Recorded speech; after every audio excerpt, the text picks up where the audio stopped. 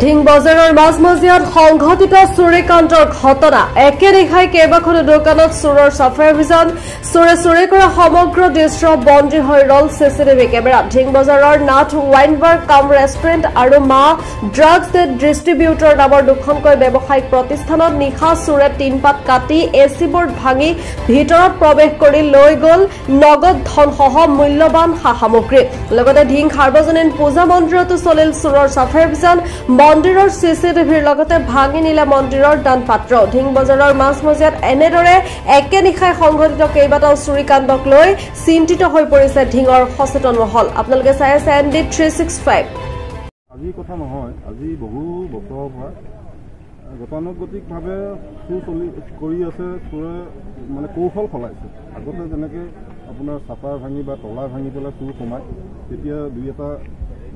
ৰাইজে ধৰিছে তেনেকুৱা নধৰা নহয় 1:59 বজাত মোৰ দোকানত দুজন চোৰে ভিতৰত সোমাই লণ্ড ভণ্ড কৰি পইচা পাতি লৈ গুচি গ'ল ইয়াৰ তাৰ আগে খুব সম্ভৱ মোৰ অপজিটত থকা যিখন দোকান তেখেতৰ ঔষধৰ হোলচেলাৰ দোকান দেৱনাথ দেৱনাথ তেখেতৰ দোকানতো সেই একেই গতি আকৌ এই মুহূৰ্তত শুনিছোঁ মই যে ঢিং সাৰ্বজনীন পূজাবাৰীটো কেমেৰা ভাগি গান পাত্ৰ ভাগি গোটেইবিলাক লৈ গ'ল ইয়াৰ আগে পিছৰ পৰম্পৰাগতভাৱে ঢিং বজাৰখনত এই চোৰে বিভিন্ন ধৰণে চুৰ কৰি গৈছে